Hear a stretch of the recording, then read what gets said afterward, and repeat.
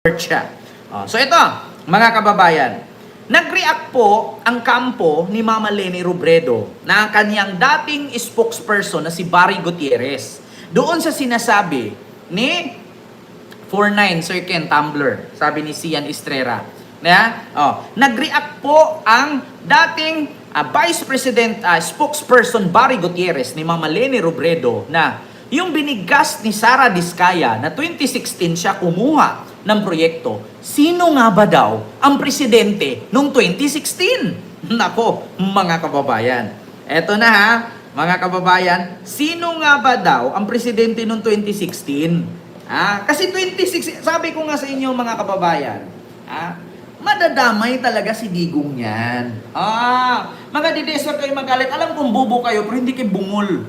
Bigkas na mismo ni Diskaya yan. 2016, kumuha na siya. So, ibig sabihin, 2016 pa lang, bilyonaryo na siya. 2016 pa lang, ang dami ng proyekto niyang palpak. Bakit hinayaan ni Digong yan? Check ninyo kung ilan ang 10 pangalan ng construction company, iisa lang address, iisa lang location, si Diskaya pa rin may-ari. Tignan ninyo, 10 na construction company, iisa lang business permit, iisa lang address, iisa lang location, si Diskaya pa rin. Kita ninyo, mga kababayan, alam ko hindi kayo bungol, pero bobo kayo. Eto, nag-react ngayon mga kababayan, etong spokesperson ni Mama Leni Robredo. Alam nyo, sa totoo lang mga kababayan, buti pa si Mama Leni Robredo di ba? Walang confidential fund. Eto na mga kababayan, Pilipinas Today. Eto, Barry Gutierrez, sabi niya, sino na ang presidente noong 2016 onwards? According dito mga kababayan, nagtanong ngayon si Attorney Barry Gutierrez, yung dating spokesperson ni Mama Leni Robredo. Eto, sino nga ba? Ito ang sinasabi ni dating Vice Presidential spokesperson Attorney Barry Gutierrez sa kanyang Twitter or X. Post tungkol sa inihayag ni Sara Diskaya, kontraktor na nagmamay-ari ng Alpha Omega Gen Construction Development Corporation, na nagsimula umano silang humawak ng mga flood control project noong 2016. Di ba? Biruin ninyo mga kababayan, 2016 pa sila simula nung humawak. So mula 2016, bilyon-bilyon na ang nakubra nilang pera. Bilyon-bilyon na din ang napapalpak na proyekto. Hindi lang milyon, bilyon. Bakit hinahayaan yan nung panahon ni Digong? Bakit hinahayaan yan nung panahon ni Digong? Na ni isang mga senador, na meron pa nga siyang sinabi noon na 8 diretso. Na 8 diretso nga, puro senador niya ang pumasok.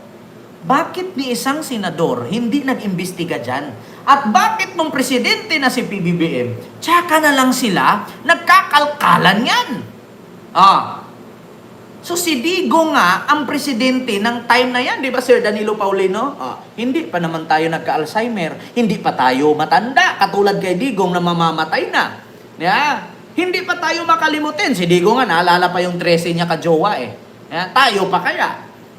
Naalala pa nga niya na papuntahin pa niya yung mga anak niya Tumawa pa nga siya patungkol sa flood control. Sabi pa ni Kitty, ayaan mo yung flood control, hindi ka kasali nun. Hindi kasali? Loso, 2016 inamin sabi nga ni Ping Lacson, based on my record, based on research, may record yan, based on record. Tignan ninyo, 51 billion isang distrito lang, malulunod sila yan. 51 billion, isang district lang, malulunod sila yan. 2016, inamin ni Sara. Ngayon, napatanong itong si Barry Gutierrez na spokesperson ni Mama Leni Robredo. Sino ba ang presidente noong 2016 onwards? 2016 tumanggap si Diskaya at pinutol pa nga. Pinutol ni Marcoleta ang tanong ni Tito Sin. Kita ninyo? Halos lahat ng project, patunayan ko sa inyo, napalpak yung project ni Digong. Hindi lang si Diskaya, pati si Digong palpak. Ngayon, pag naipakita akong palpak si Digong na project, mga DDS, mumurahin ko si Digong, payag kayo. She said, 2016, who the president in 2016? Sabi ni Wilfredo Lopez. Ito ipakita ko sa inyo, ultimo proyekto ni Digong, mga kababayan, palpak. Ngayon malalaman ninyo ito. Pakita natin Huwag kayo magalit sa akin, putang ina mo Duterte Napakasama mo talaga, dapat lang mabulok yung hayop ka. Ito pakinggan ninyo. Pakinggan nyo. Ultimo si Digong palpak yung build. Ito Mindanao na ginastusan ng 8 bilyong piso. Ito. Social media ang isang tulay sa Mindanao na ginastusan ng 8 bilyong piso. 8 billion. Pa lang kasi mula ng buksan ng Pangil Bay Bridge sa publiko, eto na, sira-sira na po ito. Kita sa mga litrato na lubak-lubak na ng tulay. Ang proyektong ito ay parte ng Build program ng Duterte administration na natapos naman. Kita ninyo? Milds Kapate, huwag mong sabihin yung bayad-bayad ka, mag-research ka kasi binalita sa TV yan. 8 billion na tulay. Kita ninyo? Putang ina ka. Milds Kalapati, kumakain ka na naman ng pritong kalapati, hayop ka. Kaya yan resulta ng utak mo. Ang ina nyo, mga DDS, kay putang ina to si Duterte talaga, no? Grabe ka kurakot. 8 billion na tulay. Butas-butas na. Sira-sira na. Putang ina ka. Putang ina mo talaga. Social media ang isang tulay sa Mindanao na ginastusan ng 8 bilyong piso. 2 buwan pa lang kasi mula ng buksan ng Pangil Bay Bridge sa publiko, eto na, sira-sira na po ito. Biruin nyo, 2 buwan pa lang, tapos 8 billion ang halaga. Baka nakalimutan nyo yung bumigay na tulay sa Isabela. Magkano din yon? Binago pa ni PBBM. Nabulok pa rin.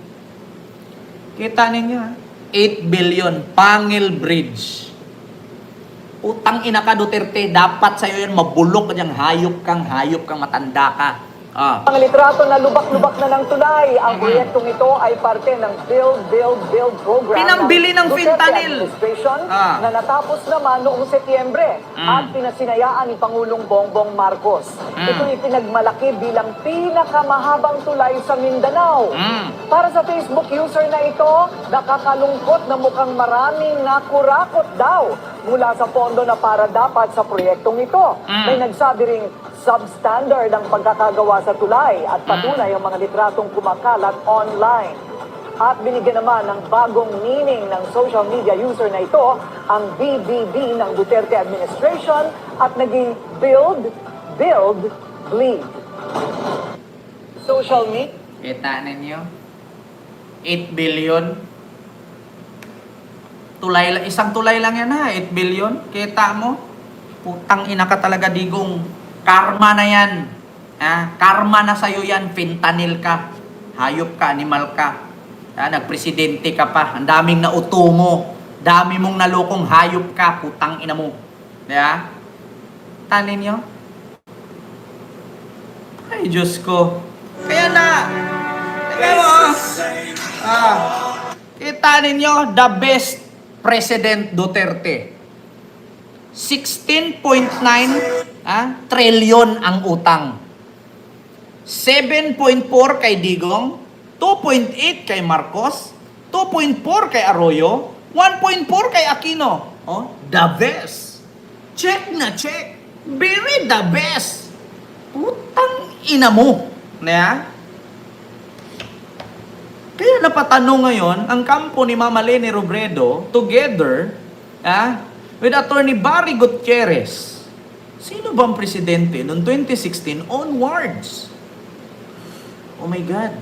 Alam niyo, sa totoo lang mga kababayan, pwede bang hindi magbayad ng tax? Pwede bang hindi magbayad ng tax, mga kababayan? Kasi yung tax ko, grabe. Yung tax ko mga kababayan, pag ipakita ko sa inyo kung magkano yung tax ko, 50,000 pataas yan bawat buwan. Tapos yung tax ko, mapupunta lang sa mga putang inang flex ng magagandang bag, gala ng mga anak ng kontraktor, gala ng mga anak ng congressman. Putang ina nyo! Nga, kami dito nakabilat-bilat, nagkautin-utin, kakabayad ng tax, tas mapupunta lang dyan sa bahay ni Diskaya. Mapupunta lang dyan sa... Ay, putang ina talaga. Kung pwede ko lang pagtusukin ng ballpen yung mga mata ng mga anak ng congressman, mga anak ng kontraktor. Putang ina talaga. Yeah? Ay, Diyos ko. Gusto nyo ipakita ko yung tax ko dito? Pakita ko. I will tell you frankly, mga kababayan. Hindi ako nagsisinungaling. Pakita ko yung tax ninyo. Tax ko ha, bilang vlogger. Tax ko. Makita ninyo ha, mga kababayan. Hindi ako nagsisinungaling. Nakakaputang kaya kung magtaka kayo, mga kababayan, kung bakit gano'n na lang si Kent Garcia. Ito. Kung bakit gano'n na lang si Kent Garcia, napakagalit kapag tax niya ay nakawin lang. Kaya?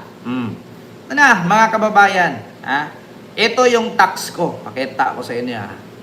Ito, I will pakita, ipasilip ko sa inyo kung magkano yung tax ko. Ito, magagalit talaga. Sabi ko sa inyo mga kababayan, ito po yung tax ko ha. Ito. Isahin natin na screen kasi double screen ito eh. Ito, pakita natin, mga kababayan. Ito, pakita natin yung tax. Kaya, sa totoo lang, nakakaputang ina talaga. Ramdam ko, putang ina, tas na nakawin lang ng mga politician, putang ina nyo. Pag tutusukin ko ballpen mata ninyo, okay na. Bayad na kayo sa akin. Pag tinusok ko ballpen yung mga ulo, mga mata ninyo, putang ina nyo. Ito, mga kababayan. Pakita ko ha. Kita nyo, mga kababayan, yung tax ko.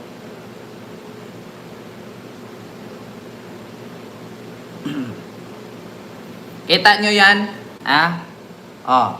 Dito sa likod, para makita ninyo. Kita nyo yan mga kababayan? Wait lang. Kita nyo tax ko? US tax, YouTube earnings. Pakita ko sa inyo ha? Ito, pakita ko ha, magkano. Kita nyo? Kita nyo magkano yung tax ko? 1,089.76 dollars yan. Together with the Philippines and US treaty tax. Yan ang binabayaran ko. Mga kababayan. Not only yan, ilang buwan akong nagbabayad ng ganyan. Diba? Kita nyo yan? 12% kita ko. Binabawas dyan. Tas hindi ka mapapamura.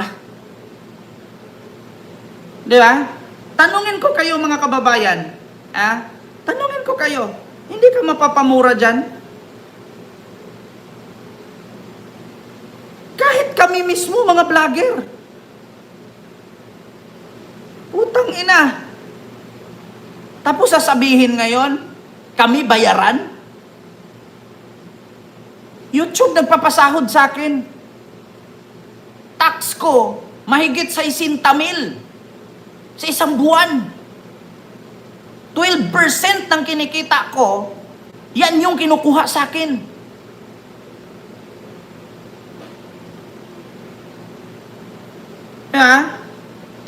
Kita ninyo? Bukod pa yung mga binibili ko. Bukod pa yung binabayaran ko. Utang ina? Diba?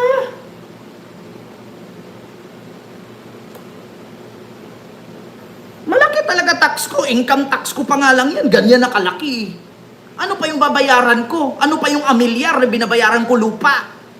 May mga insurance pa ako. Napakalaki. Sa totoo lang. Kay Hart pa nga lang, how could si Hart hindi nasali sa top taxpayer sa Pilipinas kung napakamahal ng mga luxury bags na bitbit niya? Di ba? Si Heart Evangelista, bakit hindi yan nasali sa top taxpayer sa Pilipinas? Niya? Nakita niyo naman yung mga piniflex niya na bag, yung mga luxury niya. O bakit hindi siya napasali? Kita ninyo?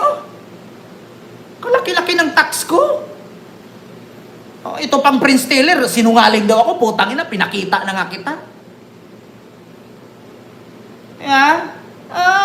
Sinong hindi mapapamura, putang ina, kay Digong nag-umpisa yan. Di ba? Tang inang yan, kami, wala kaming magagawa. Kasi ang automatic kaltas yan eh. Kung pwede nga lang, may batas lang sa Pilipinas na kapag ninakaw yung tax mo, hindi ka na pwede magbayad eh. Wala tayong takas eh. Kasi ultimo, kahit bibili ka nga lang ng padulas, bibili kang kondo, may tax. Bibili ka nga lang ng candy, may tax na eh. Bibili ka ng soft drinks, may tax. So, makakatakas ka pa ba? Diba? Ganyan kalaki. Putang inang yan. Tapos, nanakawin lang. Yun po yun, yung aking reaksyon, mga kababayan. Kaya nga si Barry Gutierrez, na dating spokesperson ni Mama Leni Robredo, napatanong, sino ba yung presidente? 2016 onward. Sir Elijah Silibre, kita ninyo, take note mga kababayan, yung pinakita ko sa inyo na $1,089, Pilipinas and Philippines tax, hindi lang yun, mas may mataas pa dun. Umabot pa nga ng 3,000 eh. Di ba? Meron pang VAT. Totoo yan. Kaya sabi ko sa inyo mga kababayan, tanungin nyo yung mga kapwa ko vlogger kung magkano ang tax niya mga yan. Halalaki. Meron pang mga insurance yan. Meron pang mga amilyar na pinagbabayaran yan. May mga bahay pa yan sila. May mga sasakyan pa yan. Diba? Ang laki. Kaya sinong hindi paano pa yung mga magulang natin dyan, yung mga lolo't lula natin dyan, na hindi na halos makagalaw, nagbabayad pa ng tax. Utang ina talaga. Ito pa, mga kababayan, eto na, yung sunod. Anong sunod dito? Mga